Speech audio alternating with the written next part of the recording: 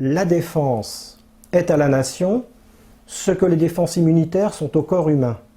Et oui, il risque d'y avoir une hécatombe humaine en Ukraine, si les choses en restent là. Dans la construction européenne, d'abord on sait que les concepts de la construction européenne sont d'obédience allemande, voire nazie même. Islam et CIA impliquent terrorisme islamiste.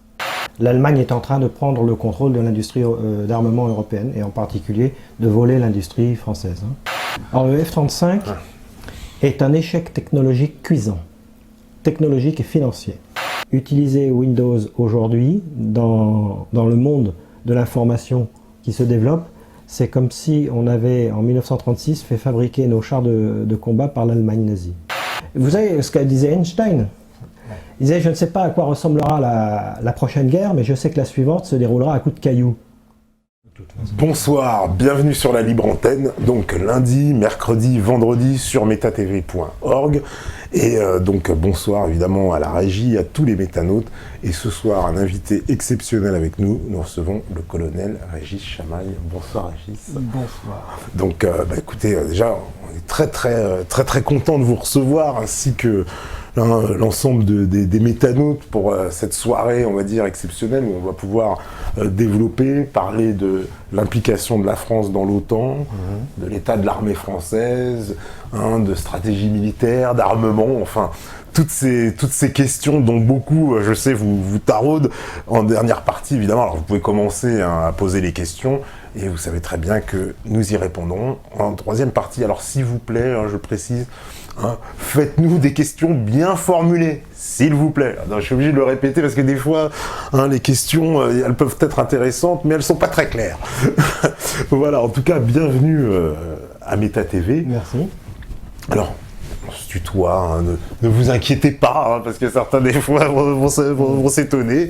Donc, tu es un ancien colonel de l'armée française, oui, commandant d'une base aérienne. Donc, voilà, c'est quand même, voilà, on va dire, c'est au poste donc, de gradé, c'est un poste, c'est voilà, tu es un ancien officier de l'armée française, donc tu as une connaissance quand même de ce sujet, tu as même écrit un ouvrage là-dessus. Oui, un livre de stratégie aérienne, oui. L'art de la guerre aérienne. L'art de la guerre aérienne, il paraît qu'il y a très peu de livres en plus sur ce sujet. C'est le seul livre en français en tout cas, voilà. Récent, c'est le seul livre français récent de stratégie aérienne. D'accord, donc... Vous pourrez poser vos questions, évidemment, sur ce sujet-là. Alors, ce que j'ai envie de commencer, c'est d'aborder la question de l'état de l'armée française actuelle. Donc, évidemment, pour ce qui est du public, on a des informations qui ne sont pas très, j'ai envie de dire, pas très encourageante en fait sur l'état réel de notre armée. Oui. Il semblerait qu'il y ait déjà pas mal de dysfonctionnements au niveau de la logistique, des engins, voilà, qu'il y règne un moral, on va dire, en berne, et tout un tas de problèmes. Alors effectivement, il y a pas mal de questions afférentes à l'état de l'armée française. Je voudrais commencer par rappeler des choses simples. Oui. L'article 1er de la loi portant statut général des militaires commence par une très belle phrase. Une phrase qu'il m'arrivait de citer lorsque, commandant de base, j'étais amené à devoir réprimander des subordonnés qui avaient fait des bêtises. Cette phrase est la suivante: l'armée de la République est au service de la nation. L'armée de la République est au service de la nation. Et quasiment là, tout est dit, toute la philosophie de l'armée française est contenue dans cette phrase. Aujourd'hui, comme ceux qui suivent un peu l'actualité le savent, il y a une volonté de détruire la nation et de détruire la République. Et par conséquent, l'armée fait partie de cette destruction. Et quand on observe sur le long terme, sur les 20 à 25 dernières années, ce qui se passe, on observe que petit à petit, on est passé d'une armée de conscrits, c'est-à-dire les fils et les filles de France qui défendent la patrie, à une armée de plus en plus civilianisée par des processus de d'externalisation de certaines fonctions. Ça a d'abord commencé par les véhicules de base, hein, les 4L, les Renault, bon. Et puis ça a été la nourriture. Maintenant, nous avions des messes. Maintenant, c'est Sodexo qui s'occupe, etc. Et donc, des fonctions qui ne sont pas directement des fonctions de combat ont été externalisées au motif que finalement il fallait recentrer le militaire sur son métier. Pour des énarques, le métier du militaire, c'est de se faire tuer au combat. Et à part ça, il n'a pas à réfléchir ni à faire d'autres tâches. Et ce que l'on peut craindre aujourd'hui, c'est que même la fonction de combat soit externalisée. C'est-à-dire qu'en fait, si on continue comme ça, dans 15-20 ans, on aura une armée de mercenaires. Il n'y aura plus d'État, il n'y aura plus de nation, il n'y aura plus de république, et il n'y aura que des mercenaires. Ce qui est l'idéal de l'oligarchie bancaire mondialisée, puisqu'ils ont en horreur les nations et les républiques, et leur monde idéal, c'est un monde de peuples remis en esclavage et avec des milices privées pour mater un peu tout ça. Donc voilà ça si vous voulez, c'est le long terme, quand on analyse tout ce qui s'est passé depuis 25-30 ans, c'est le chemin qui nous mène vers cela, vers une armée de mercenaires. Alors concrètement, ça se passe, cette civilianisation, cette démilitarisation de l'armée française, elle passe par plusieurs aspects. L'armement. Avant, nous avions des sociétés d'armement publiques. Aujourd'hui, nous n'avons quasiment plus de sociétés d'armement publiques, puisque quasiment plus, puisque l'aéronautique est passée sous contrôle privé et international, européen. L'armement terrestre est en cours, puisque l'ancien GIAT, qui a été renommé Dexter, puis privatisé, va fusionner avec KMW, l'allemand. Donc en fait, les Allemands sont en train de nous voler notre savoir-faire. Et la marine, la fabrication de matériel de mer, la DCN a été renommée DCNS et est en voie de privatisation. Donc, du côté de l'industrie française, de défense plus exactement, la France est en train de perdre sa souveraineté. Elle l'a quasiment perdue. Du côté des personnels, j'en ai un peu parlé, externalisation des fonctions périphériques, et on peut craindre bientôt une externalisation des fonctions de combat. Ça a commencé avec le matériel, puisque le ministère de la Défense réfléchit au fait de créer des sociétés publiques-privées de leasing qui louera le matériel aux armées. C'est-à-dire que les armées françaises ne posséderont même plus leur matériel de combat. J'ai lu des articles qui allaient dans ce sens. C'est ça. Voilà, donc c'est tout. Et ça, c'est en train de se faire. Ouais. Donc voilà, globalement, eh bien, ce qui se passe, c'est tout simplement un abandon de l'armée française qui est consubstantiel de l'abandon de la nation et de la République. On détruit la nation, on détruit la République, on détruit le corps qui était chargé de défendre cette République. Et est-ce que ça a fait on va dire, ça a été un tournant le fait d'arrêter la conscription, justement? Bien sûr. Ouais. Ah oui, c'est un grand tournant. Un grand tournant, c'est un tournant philosophique.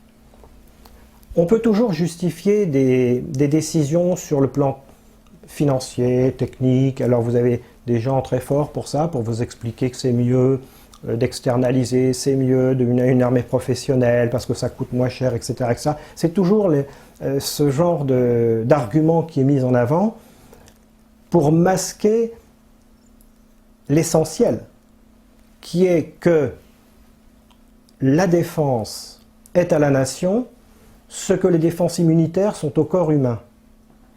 Donc si on supprime nos défenses immunitaires, on supprime notre corps humain, donc on supprime notre nation.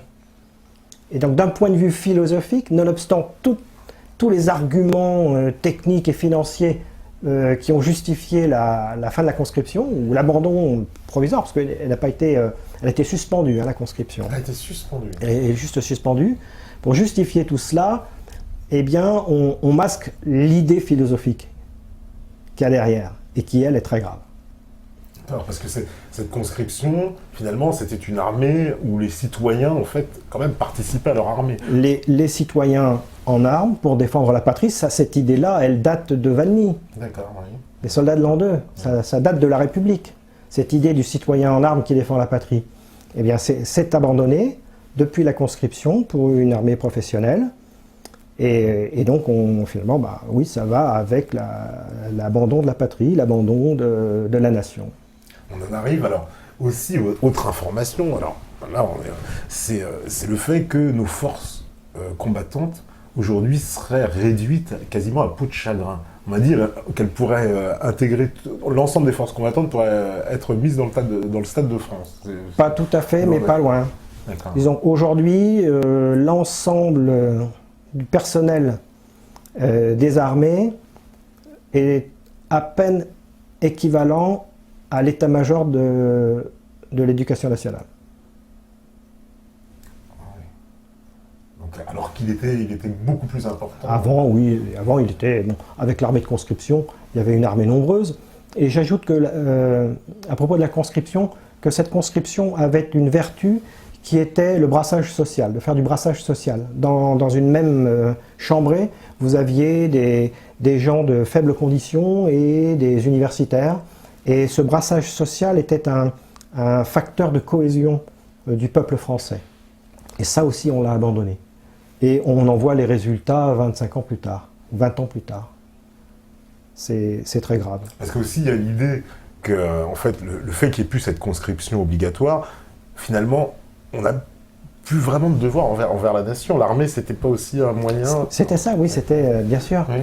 Il faut cotiser à la nation, à la collectivité. Voilà. Par le biais du service militaire, chaque Français, chaque mâle, parce que les filles n'étaient pas invitées au service militaire, mais chaque jeune homme était invité à cotiser, à donner une année de sa vie pour la patrie. Et symboliquement, c'était un facteur de cohésion très important. Mais, comme je le disais au départ, à partir du moment où l'idée générale est de supprimer les États-nations, eh bien, on fait ce qu'il faut, quoi. Hein. Oui, pour supprimer l'armée. Il faut supprimer tout ce qui est facteur de cohésion. C'est le cas de la défense nationale, de l'armée. C'est également le cas de l'instruction publique. On n'enseigne plus l'histoire de France dans nos écoles. On enseigne une espèce d'histoire thématique, contextualisée, un truc où un chat n'y reconnaîtrait pas ses petits. Vous voyez, donc tout ce qui crée du lien social, tout ce qui crée le sentiment d'appartenance à un groupe social est détruit. Et l'armée en fait partie. Et on va dire il y a une volonté j'imagine, de certaines forces, alors c'est ce qui va nous amener justement, je veux dire sans transition, comme on dit dans les médias, à parler de notre appartenance à l'OTAN, parce que clairement, c'est quoi la stratégie de l'OTAN vis-à-vis des armées européennes, sachant qu'en Europe, on va dire, les grandes armées, c'est qui? C'est la France, l'Angleterre, et c'est... Voilà. En Europe, oui, vous avez encore les deux armées les plus importantes sont les armées françaises et britanniques, mais qui sont toutes les deux réduites un peu à peau de chagrin actuellement. Alors d'abord, l'OTAN est une organisation sous commandement américain. Il faut être clair là-dessus. Les commandements opérationnels et les postes importants dans la chaîne opérationnelle sont tenus par des Américains. La doctrine est américaine. La doctrine, c'est la façon dont on combat et dont on meurt. C'est ça la doctrine. C'est la façon dont on combat et dont on accepte de mourir. Et ça, c'est intimement lié à une civilisation, à des structures familiales, à des structures anthropologiques. Un Allemand, un Anglais, un Français, un Américain n'a pas la même conception de combattre et de mourir. Aujourd'hui, nous sommes sous doctrine américaine, c'est-à-dire que nous sommes sous comment dirais-je, pire qu'influence, sous domination idéologique sur un sujet extrêmement grave. Premièrement, donc l'OTAN est sous commandement américain.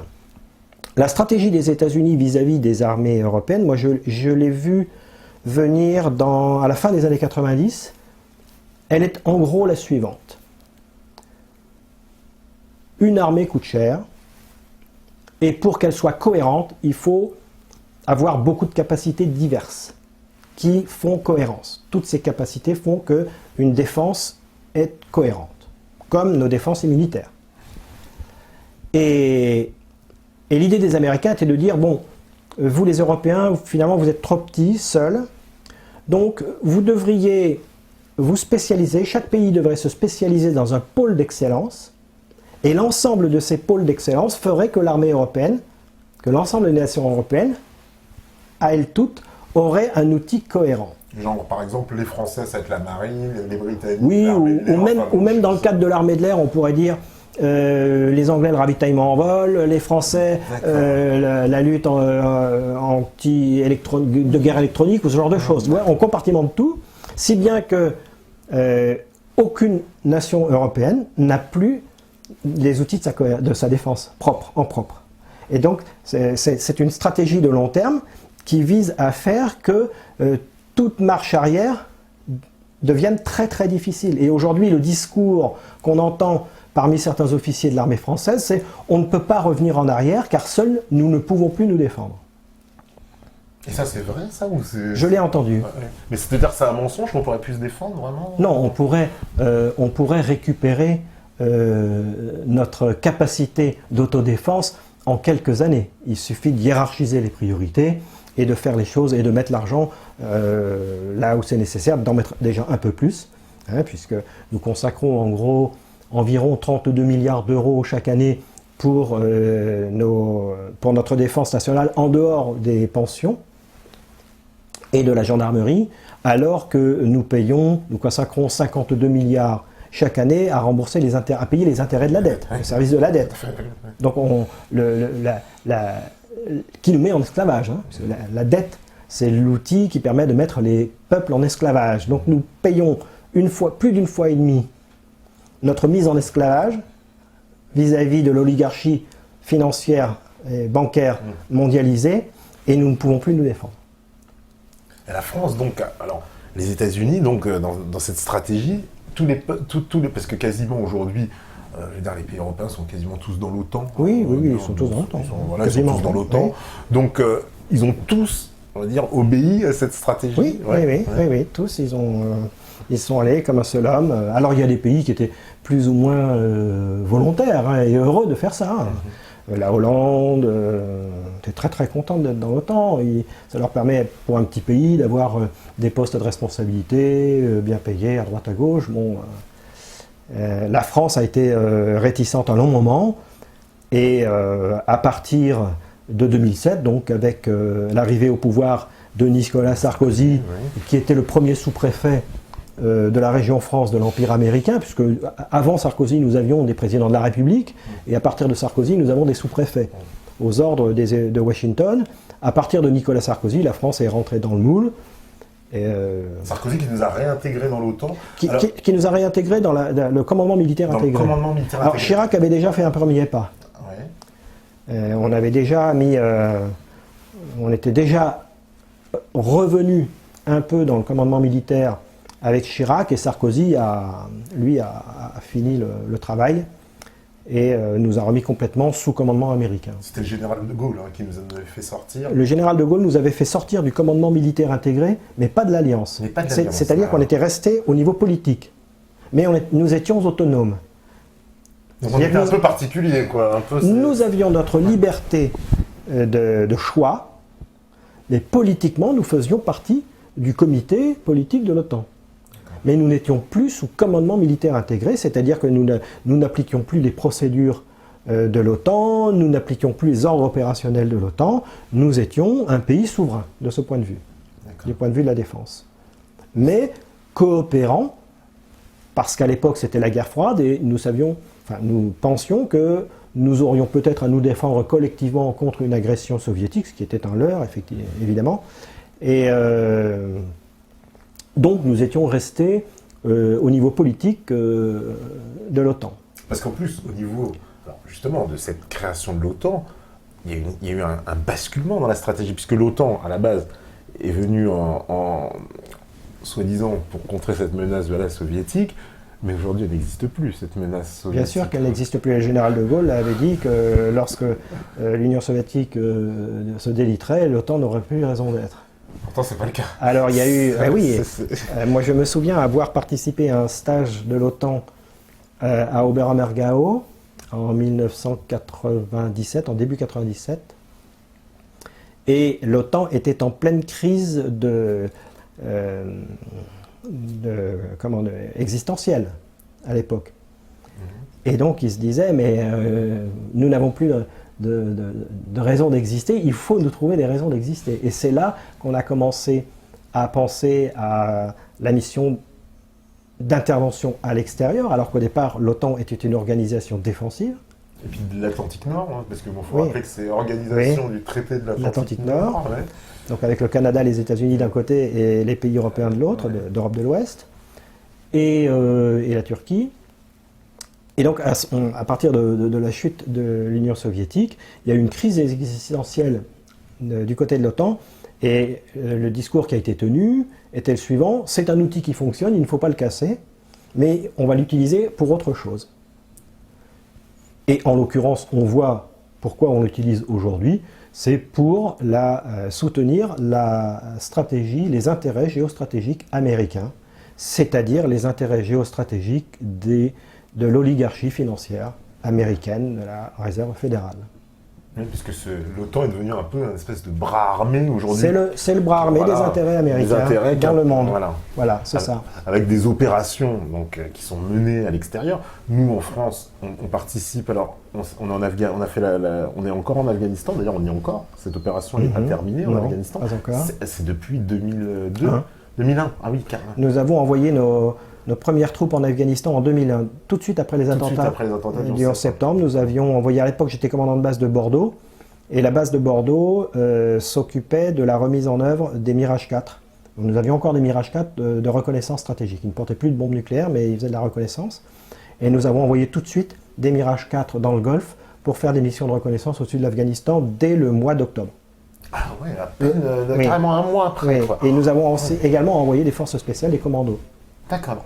On préparait le terrain pour la grande invasion qui allait suivre, en fait. Ça. D'accord. Donc, dès le départ, nous étions en Afghanistan. Mais c'est très... Alors, parce que dans ce processus de l'OTAN, on sent bien que les États-Unis ont besoin d'espèce d'appui de l'armée française. C'est-à-dire que, clairement, est-ce ils ont besoin de nous politiquement ou vraiment sur le terrain? Ils ont besoin d'une caution morale, une caution politique. D'ailleurs, la doctrine américaine a changé. C'est la doctrine Clinton, Hillary Clinton, qui s'est manifestée avec l'opération sur la Libye.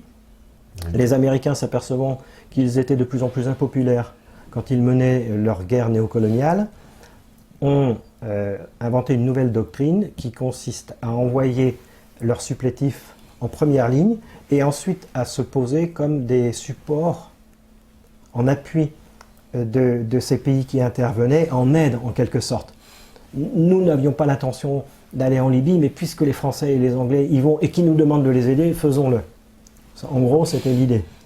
Donc c'était une grosse supercherie qui a donné les effets qu'il a donnés, c'est-à-dire un crime contre l'humanité. Parce que par exemple, dans cette opération en Libye, clairement, c'est un commandement américain qui est derrière.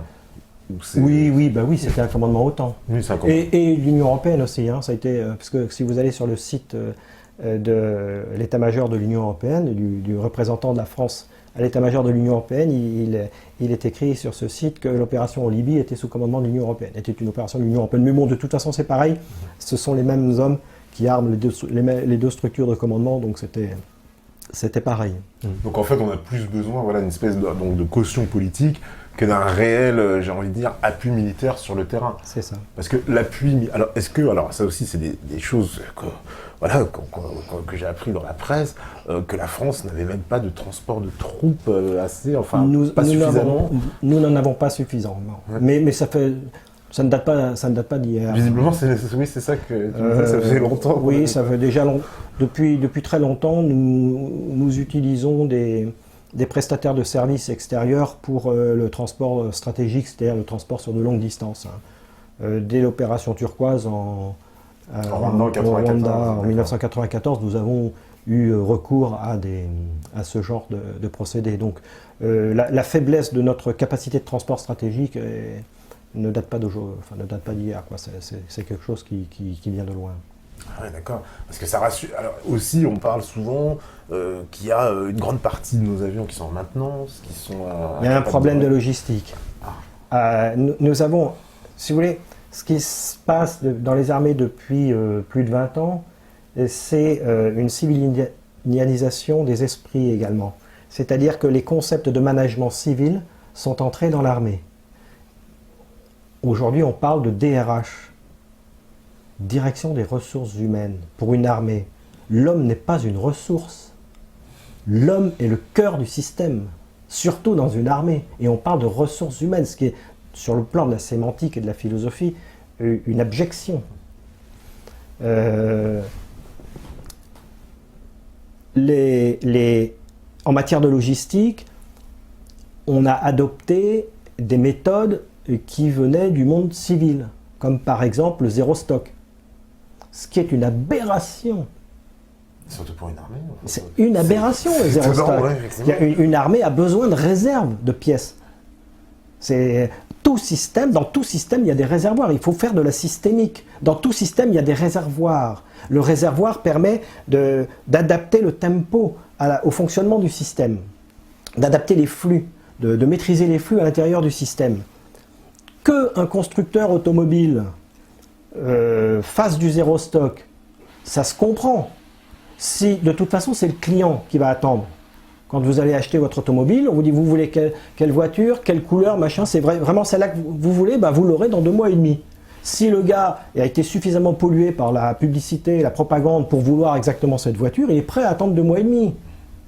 Mais est-ce que l'ennemi est prêt à attendre 2 mois et demi si on lui demande « Monsieur von Manstein, avant de nous attaquer dans les Ardennes, s'il vous plaît, faites-le dans 2 mois et demi parce qu'on n'est pas prêt. On n'est pas prêt. Ça ne marche pas. On a des pièces encore à dans les armées, c'est une aberration.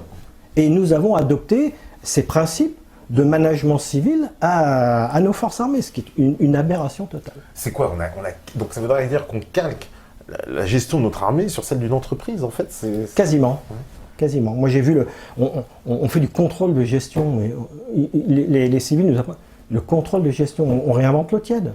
Le contrôle de gestion, moi j'en ai. Enfin, je veux dire, la philosophie du contrôle de gestion qui est d'aller à l'objectif et de créer une boucle de rétroaction négative pour s'adapter, c'est ce qu'on fait tous les jours. Naturellement. C'est ce qu'on faisait depuis Sun Tzu, je pense qu'ils en faisaient. Et alors, mais sauf que là, on réinvente l'eau tiède et ça nous est enseigné par des cabinets de consultants civils. Enfin, Et donc, dans cette stratégie globale, les États-Unis, ils cherchent clairement à casser, à affaiblir les armées. C'est une étape de plus vers notre vassalisation totale. Oui, bien sûr. C'est parce qu'on a un pays qui n'est plus capable, entre guillemets, de s'assurer sa défense, parce que là, on se jette après sous le parapluie américain, c'est ça, on est... Diana Johnstone l'avait très bien dit à l'université d'automne de l'UPR l'an dernier. Oui. L'ennemi des États-Unis, ce sont les États-nations. Parce que ce sont des entités qui sont capables de décider par elles-mêmes de leur stratégie et de leur futur. Or, les Américains ont une politique d'hégémonie mondiale. Donc, toute entité qui serait capable d'avoir sa propre stratégie, c'est-à-dire éventuellement de ne pas être d'accord avec la politique américaine, est un ennemi potentiel. Il faut le détruire. Ils l'ont fait avec l'Irak, qui n'avait pas de dette, qui était un pays souverain. Ils l'ont fait avec la Libye, qui n'avait pas de dette, qui était un pays souverain. Ils essayent de le faire avec la Syrie, mais là, ça risque de mal se passer. Ils l'ont fait avec l'Afghanistan, enfin bref, ils le font partout. Et ils l'ont fait en Europe, avec les pays européens, par le biais de l'Union européenne dans un premier temps et de l'OTAN dans un second temps. Oui, parce qu'en plus, il faut rappeler qu'on avait exigé de la part des pays de l'Europe de l'Est qu'il rentre dans l'OTAN avant Avant l'adhésion à avant d'adhérer à l'Union européenne. C'est C'était ça. une condition sine qua non. Quasiment. Ils n'ont pas eu le choix, on le sait. Quasiment. Parce qu'aujourd'hui, en plus, je vois qu'il y a des bases américaines en Tchéquie, enfin en République tchèque, bien sûr. dans les pays baltes, etc. Oui, il y a une politique américaine qui vise à rapprocher ses bases pour encercler la Russie. Pour encercler la Russie, ce qui en plus, on va clairement dire, fait créer une énorme tension pour nous, Européens, avec la Russie. Ah oui, bien sûr. Oui, Parce que nous sommes en première ligne. Voilà, c'est ce que j'ai envie de dire. Parce que si Bon, cela dit, oui. les Russes ne sont pas idiots. Enfin, Ils ne se laissent pas entraîner. Ils ne se laissent pas entraîner. Et puis, Poutine sait aussi jouer des dissensions qu'il peut y avoir entre les Européens, entre eux et entre les Européens et les Américains. Donc, bon, mais c'est vrai qu'il y a des pays qui sont particulièrement dans le giron américain, les pays baltes, la Pologne. Il y a des pays qui résistent, comme la Hongrie par exemple. Oui. D'ailleurs, on voit le résultat, c'est les réfugiés, c'est en Hongrie qu'ils font le plus de dégâts. Hein. Bon, est-ce un hasard, on ne sait pas. Les réfugiés syriens. Bon. Est-ce parce que Orban a décidé de se rapprocher de Poutine y a-t-il un rapport de cause à effet? On ne sait pas, mais enfin, bon, on constate. Parce que ces pays-là, il faut bien le dire, donc ancien membre du pacte de Varsovie, qui lui, par contre, a été dissous. Par la force des choses. Par la force des choses, évidemment, se sont retrouvés maintenant dans l'OTAN. Mais il semble qu'il y ait quand même, voilà, dans Hongrie, j'ai vu aussi en République tchèque, des voix qui s'élèvent contre, de plus en plus, contre cette appartenance. C'est-à-dire qu'ils étaient dans une situation de domination. On leur a vendu du rêve. On leur a dit, vous allez être dans le monde libre. Et aujourd'hui, ils s'aperçoivent que les choses ont basculé et que le monde libre, il est à l'est. Et que les dictatures, elle est à l'ouest. Nous sommes en dictature, une dictature façon Aldous Huxley, hein, c'est-à-dire une dictature qui ne se voit pas, douce, mise en place par le consentement, par la propagande, mais une dictature tout de même, hein, puisque les peuples ne sont plus souverains, n'ont plus la main sur leur propre destin, et c'est à l'est que se situe la liberté. Donc, si vous voulez, il n'y a eu qu'une génération. Ils ont vécu cette transition en une seule génération, donc ils ont encore suffisamment de mémoire pour se dire que ce n'était pas tout à fait ce à quoi ils aspiraient. Voilà. La situation dans laquelle ils se trouvent n'était pas tout à fait celle qu'on leur avait promise. Et puis la Russie a bien changé, j'ai envie de dire, parce que la Russie de Staline, c'est peut-être pas la même que celle de Poutine. Oui, la Russie est revenue dans sa longue histoire. Oui. Dans sa grande histoire. La Russie a toujours été une civilisation importante et singulière. Disons, l'âme russe est quelque chose de singulier. Il n'y a pas deux pays comme la Russie. C'est un pays singulier qui a une histoire, une culture, une civilisation singulière. Et bon, après 70 ans d'étouffoir communiste, bolchevique on va dire, parce qu'il n'était pas soviétique en fait, c'était un défaut sémantique. Il se s'appelait soviétique, mais les soviets c'était pas ça, c'était des bolcheviques en fait. Donc après 70 ans de bolchevisme, la Russie retrouve son âme et son histoire et son passé. Donc quand on connaît son passé, on peut se projeter dans l'avenir. Quand on sait où sont ses racines, on peut projeter les feuilles vers la lumière, les branches vers la lumière. Vous voyez ?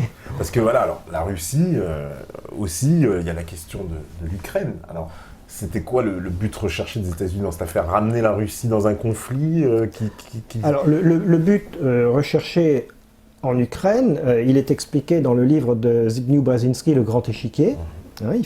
L'Ukraine est un pivot géopolitique qu'il faut maîtriser pour dominer la Russie. L'idée de base, c'était de détruire la Russie, de la découper en trois. Partout où vont les Américains, ils découpent. Ils cassent l'État-nation et ils découpent. Si vous voyez la Bosnie-Herzégovine, les accords de Dayton, le découpage complètement tarabiscoté qu'ils ont fait, un découpage ethnique, parce que ils ont une pensée communautariste.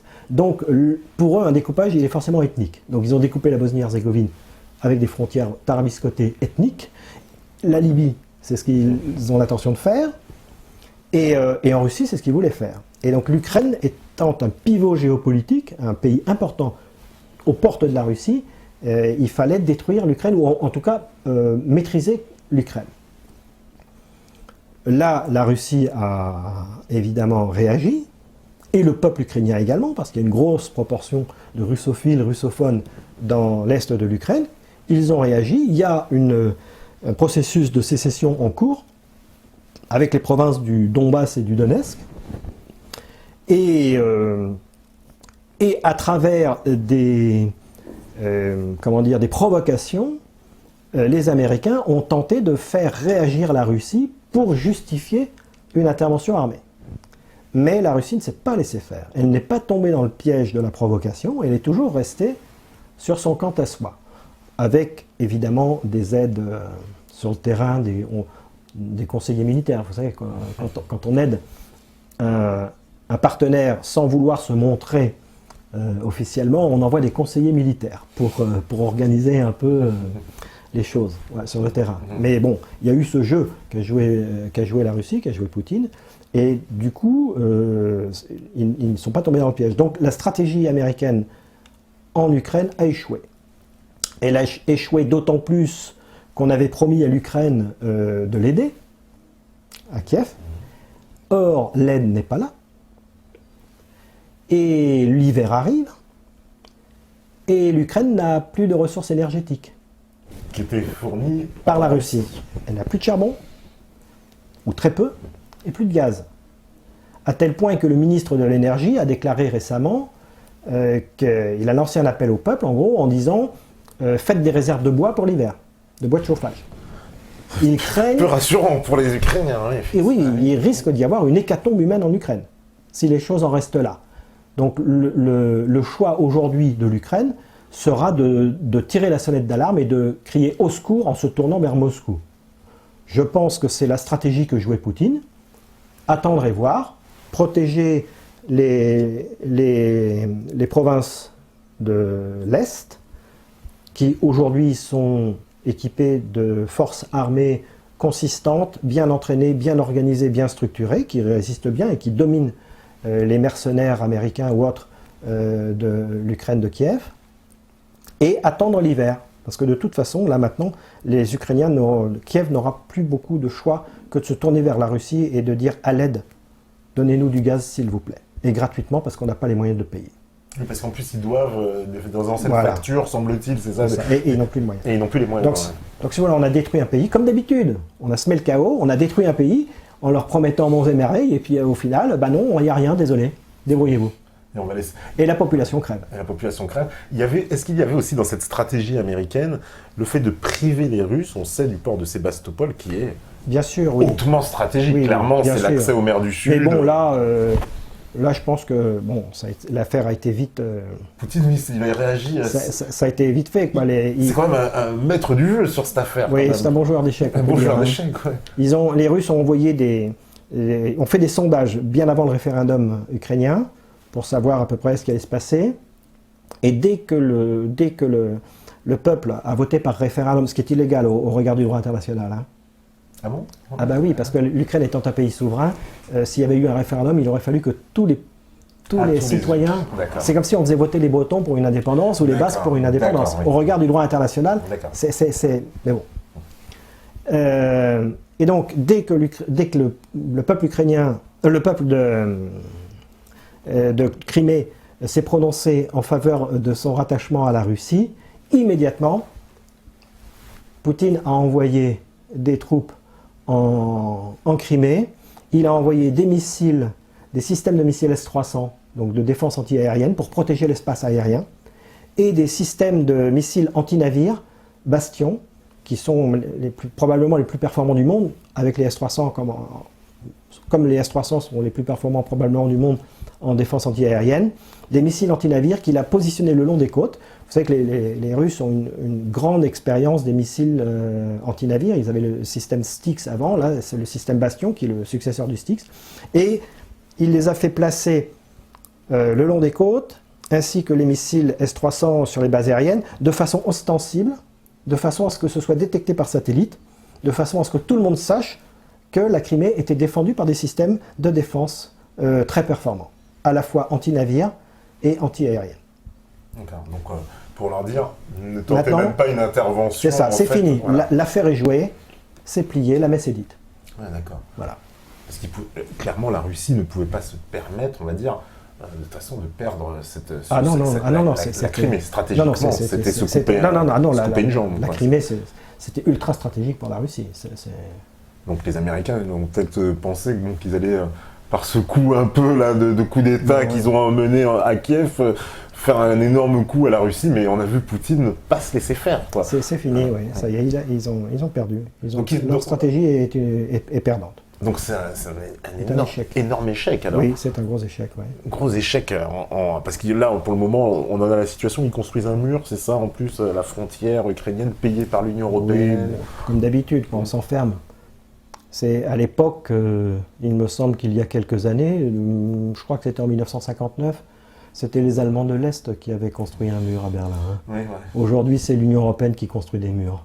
Donc, il suffit, à la limite, il suffit d'observer qui construit les murs pour savoir où est la liberté et où est la dictature. Finalement, ce ne sont pas les personnes libres qui construisent les murs Parce que dans cette vision, en fait, autour de leur pays. Dans cette vision à long terme, c'est quoi? On veut nous couper, clairement séparer l'Europe de la Russie. Parce que, par exemple, stratégiquement, la France, elle a eu des alliances avec la Russie par le passé. Oui, bien sûr. On a été des grands alliés des Russes. Et puis, non seulement ça, mais il y a des liens culturels très forts entre la France et la Russie. Des liens en matière de littérature, de philosophie. On a un long passé de respect mutuel, on va dire, sur le plan culturel, entre la France et la Russie. Donc, clairement, par exemple, l'intérêt de la France, à l'heure actuelle, ce serait plus d'aller se tourner vers Moscou que... c'est une évidence. Ouais. Ouais. Si la France était souveraine, c'est ce qu'elle devrait faire, bien sûr. C'est-à-dire de se tourner, parce que aussi au niveau des stratèges américains, alors c'était le président, j'ai oublié son nom, mais de cette grande agence de renseignement privé, qui expliquait que tout le but aussi de la politique américaine en Europe était d'empêcher absolument une interconnexion entre l'Allemagne et la Russie. Et que c'était très important. Ça aussi. Alors, dès le départ, dans la stratégie américaine en Europe, il y avait le fait de maîtriser l'Allemagne, d'empêcher l'Allemagne de redevenir une grande puissance. Et ça continue. Les Américains ont toujours eu peur de l'Allemagne. Et donc, il y a une alliance, ou disons de bonnes relations entre l'Allemagne et la Russie, pour les Américains, serait une catastrophe. Ça leur couperait toute possibilité de dominer le continent eurasiatique. Donc ce serait une catastrophe.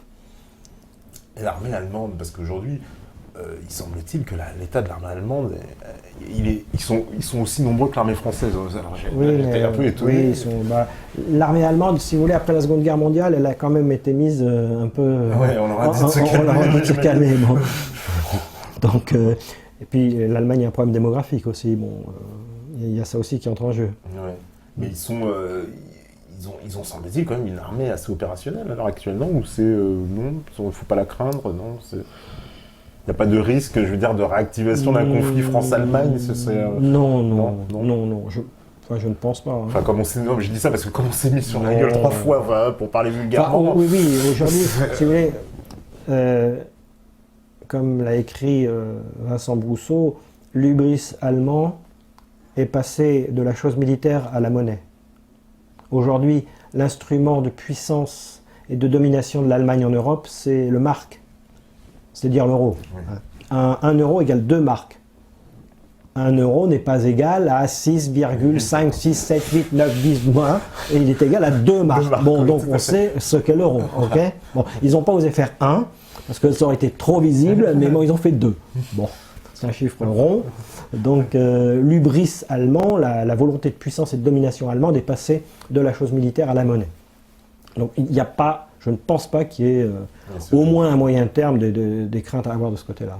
Mais alors ce serait quoi, j'ai envie de dire, la stratégie pour l'Europe? C'est quoi? C'est un axe Paris-Berlin-Moscou pour contrer cet axe Washington s'il y avait une stratégie en Europe.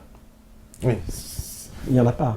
Alors les Allemands ont une stratégie, hein, quand même. Ah oui? Quelle était alors les Allemands? Si vous voulez, les Allemands, ils ont perdu la Première Guerre mondiale, ils ont mis 20 ans à sortir du bois et à revenir à un très bon niveau militaire. Après la Seconde Guerre mondiale, ça a été plus difficile, mais 70 ans après, c'est bon. C'est la première puissance européenne. Et ils ont toujours joué dans la construction européenne. D'abord, on sait que les concepts de la construction européenne sont d'obédience allemande, voire nazie même, hein, puisque Walter Hallstein, on connaît tout ça, et comment il s'appelle, Friedrich, non, celui qui a conçu la Cour européenne de justice, là, j'ai son nom sur le bout de la langue, bref, c'est un Allemand aussi, un juriste allemand nazi spécialisé dans les brevets. Et donc, ils se sont toujours, dès le départ, positionnés dans la construction européenne en tant que leader potentiel. Et aujourd'hui, ils affirment ce leadership, qui n'est plus un leadership potentiel, mais qui est un leadership réel. Et le jeu de l'Allemagne a toujours été de faire profil bas jusqu'au moment, mais de placer ses pions avec une stratégie monétaire, par la monnaie, de bien placer ses pions de façon, le moment venu, à reprendre la main. Et je pense que les Allemands, quand je dis les Allemands, c'est la classe dominante allemande, hein, c'est pas le peuple allemand, hein. C'est IG Farben, c'est les banques allemandes, c'est ça. Hein. La classe dirigeante allemande, celle qui a l'hubris surdimensionné, je pense qu'aujourd'hui, elle se sent capable de sortir du bois et d'affronter les États-Unis.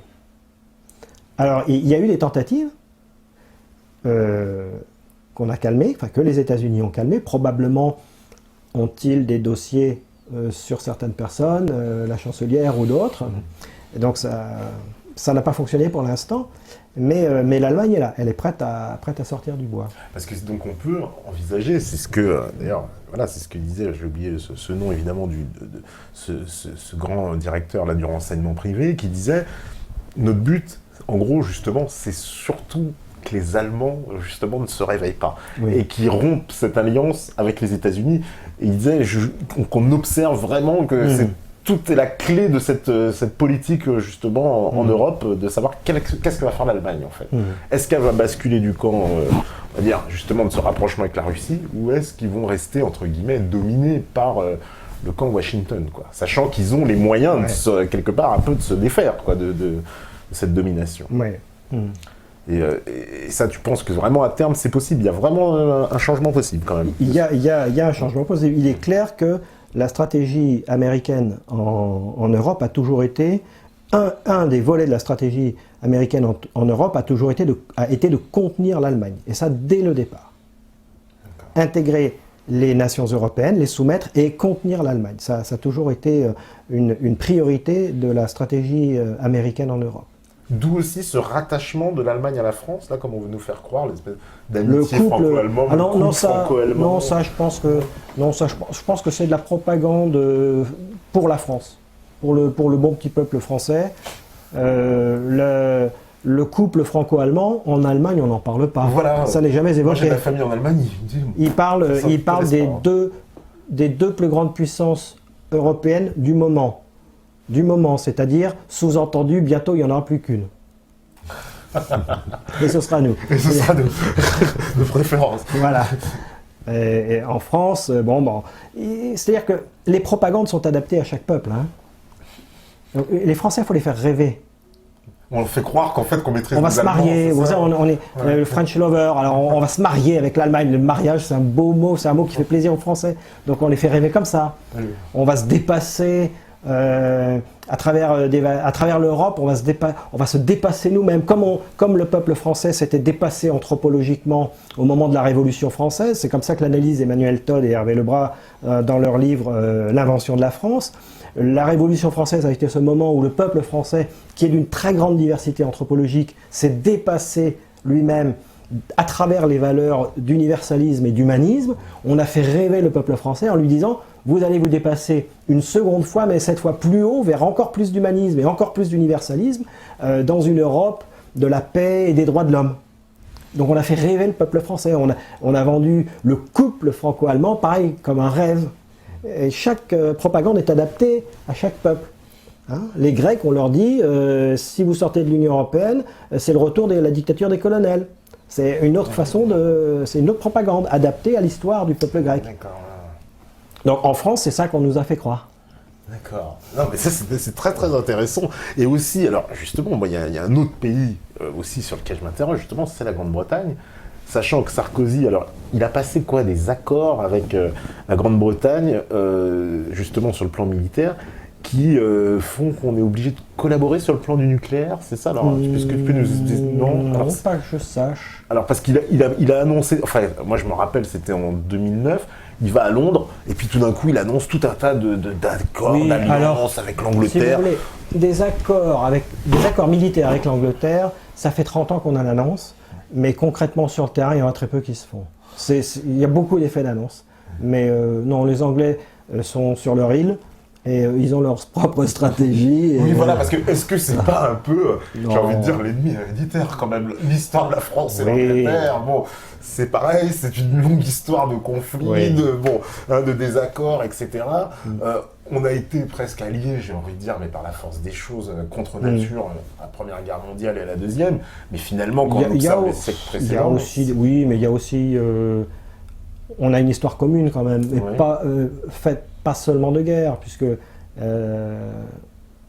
on a une histoire culturelle en commun quand même. Les Anglais ont occupé la France, enfin le royaume d'Angleterre a occupé la France, mais Richard Cœur de Lion a passé toute sa vie en Aquitaine. Oui, bien sûr, il était Rouen, enfin bon. Ouais, bon. Pareil qu'il détestait l'Angleterre en plus. Ouais, donc, non, je pense que les relations franco-britanniques sont plus complexes que ça. Ouais.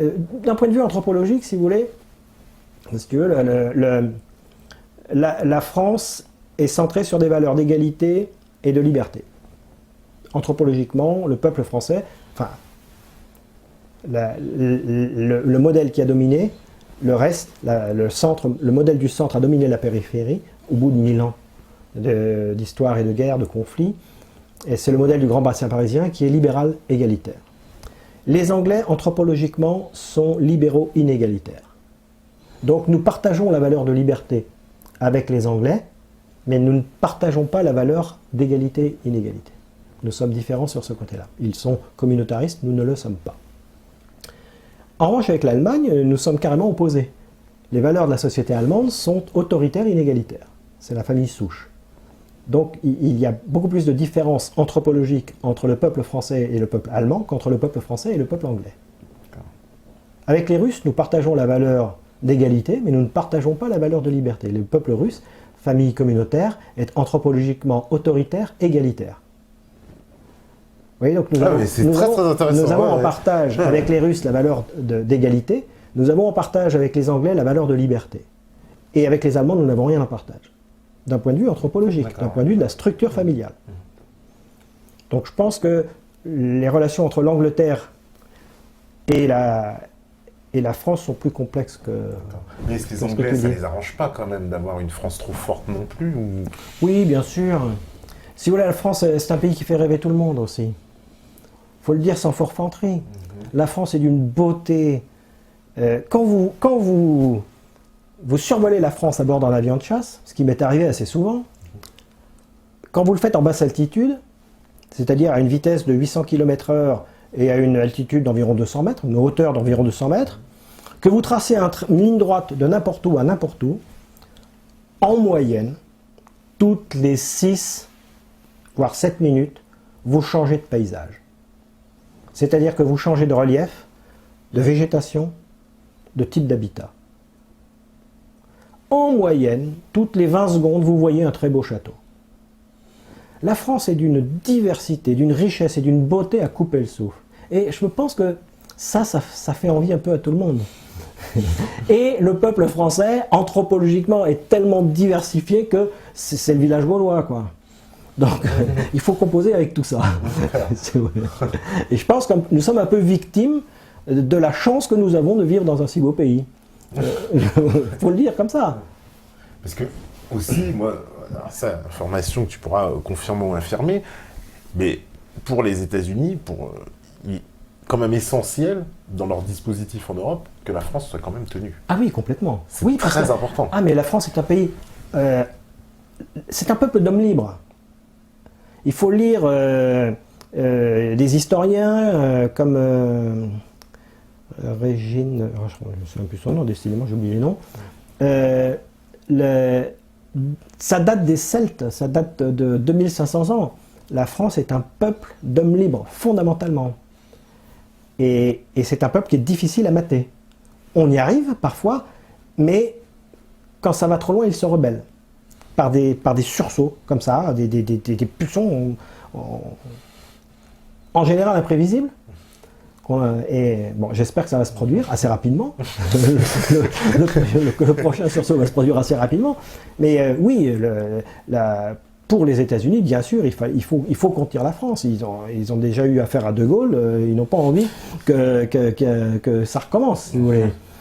Et d'ailleurs, il faut lire je sais pas, on le trouve sur Internet, le télégramme diplomatique envoyé par l'ambassadeur Rifkin à la fin à la fin de la première décennie du 21e siècle. Là, donc je crois que c'est un télégramme qui doit dater de 2008 ou quelque chose comme ça, 2007-2008, où il dit clairement qu'il faut que la stratégie américaine en France vise à détruire toute notion d'histoire, toute notion de racines, pour que le peuple français quasiment n'existe plus, soit coupé de ses racines et qu'il se sente américain. Et il décrit par le menu les choses qui fonctionnent dans cette stratégie. Ah oui.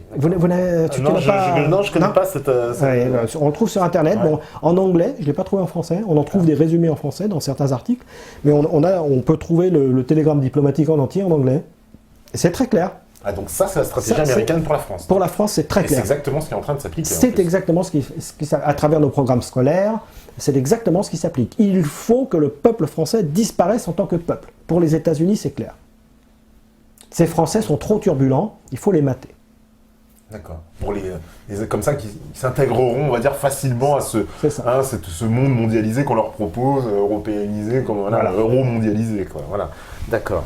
Parce que clairement, depuis, en plus, le siège de l'OTAN, c'est pas anodin, il était en France jusqu'à... Au départ, oui, il était à Saint-Germain-en-Laye, oui, jusqu'à ce que De Gaulle dise US go home. Voilà. On trouvait des bases, il y en avait partout. Il y en avait partout, voilà. Une base célèbre à Châteauroux, je crois bien. Oui.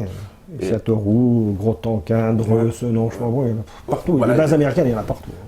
C'était partout. Donc il nous a rendu quand même un grand service, quand même, en les mettant dehors de Gaulle. Ah oui, bien sûr. Oui. C'était presque, j'ai envie de dire, salutaire, parce que sinon, ils sont revenus en force. Alors comment ils sont faits pour revenir en force? C'est quoi? C'est par l'Union Européenne qu'ils sont revenus par le... Bon, l'Europe existait déjà, le projet européen existait. Et ben, ils sont revenus à partir de Giscard. On peut peut-être même dire déjà des Pompidou. Mais Pompidou se présentait encore comme un gaulliste, mais avec Giscard, c'est clair. Giscard était un atlantiste, et donc avec Giscard, ils sont revenus. Quand Mitterrand est arrivé au pouvoir, ils ont craint qu'un sursaut souverainiste de la France, mais Mitterrand a plié au bout de 2 ans. En 83, il a fait le choix de la soumission. Voilà. Pourtant, on lui doit la célèbre phrase qu'aime beaucoup reprendre François mais nous sommes en guerre contre l'Amérique, mais les Français ne savent pas. Sauf que De Gaulle n'aurait jamais dit ça, parce que De Gaulle ne se serait jamais couché. C'est bien beau à la fin de sa vie de dire voilà la situation. C'est comme le président américain qui a vendu qui a trahi son peuple, Woodrow Wilson, et qui a donné les clés de la création monétaire à des banquiers privés, Carnegie, Rothschild, Rockefeller, tous ces gens-là, Morgan. À la fin de sa vie, il a écrit qu'il avait fait une grosse bêtise. Une grande bêtise. Voilà, c'est ça. Oui, mais trop tard. Il fallait pas la faire. Ouais, c'est un peu... Ah oui, donc en fait, depuis Giscard, Mitterrand, Chirac, il y a eu quoi? Alors Chirac, il y a eu un petit sursaut. Un petit sursaut en 2003, on va dire, quoi, qu'il l'a fait en Irak, c'est ça? Non, dès le départ, puisque quand il a relancé les essais nucléaires, souvenez-vous. Ah oui, tout à fait. Oui. Tout le monde en a voulu. Un gros coup de gueule, il y a eu un gros coup de gueule. Moi, ça m'avait bien plu. J'ai dit, tiens, finalement, c'est pas mal. Et après, il y a eu 2003, et ça a été la dernière fois. 2003, ça a été... après 2003, c'était fini. Ouais. Parce que là, ce 2003, c'est quand même assez flagrant. La France refuse d'aller en Irak. Donc, ça c'était flagrant. C'est quand même une grande décision politique. Et en 99 au Kosovo aussi, il y a eu un coup de gueule de Chirac. Puisque il y avait une réunion de l'OTAN, je crois. Oui, je crois que c'était une réunion de l'OTAN à Washington. Et les Américains, au début de la guerre sur le Kosovo, avaient deux plans en parallèle. Le plan OTAN et un plan spécifiquement américain. Parce que chaque jour, d'opérations aériennes, il y a un ordre de vol qui est distribué à toutes les unités qui participent, où toutes les missions sont décrites. Et donc, chaque unité lit dans le plan, elle dit « Ok, ça c'est pour moi » et prépare les missions pour l'exécuter le lendemain. Ça s'appelle un ATO, Air Tasking Order, c'est en américain, en anglais. Et donc, il y avait, pendant l'opération aérienne sur le Kosovo, il y avait 2 ATO. Un ATO pour l'OTAN et un ATO US Only, uniquement américain. Et ils ont commencé à bombarder les raffineries de Novi Sad et Pančevo. Et quand Chirac a vu ça, il était à Washington à ce moment-là, il a poussé un coup de gueule et il a dit si c'est comme ça, nous on quitte la coalition. La France quitte la coalition. Or, la cohésion de la coalition était la vulnérabilité stratégique de la coalition. Donc il a obtenu à cette occasion d'avoir un droit de regard et de veto sur les frappes américaines. D'accord. Donc on a quand même besoin de la France diplomatique. Non, mais je veux dire, quand la France est forte, et justement après ça, donc les Anglais étaient très jaloux évidemment, tout le monde était très jaloux que la France ait ce droit de veto, de regard et de veto, et les Américains ont dit plus jamais ça, on ne veut plus jamais ça. Ils étaient furax. Ils étaient furax. Et ben ça tombe bien, c'est l'heure de la pause, de la première pause. La régie, elle est prête, évidemment. Vous êtes aussi au taquet, j'imagine que voilà, il y a déjà des tonnes et des tonnes de questions, mais bon, ça, on verra après. Vous inquiétez pas, on va tenter aussi de toute façon d'y répondre au maximum. En attendant, on fait la pause et on revient juste après. À vous, la régie.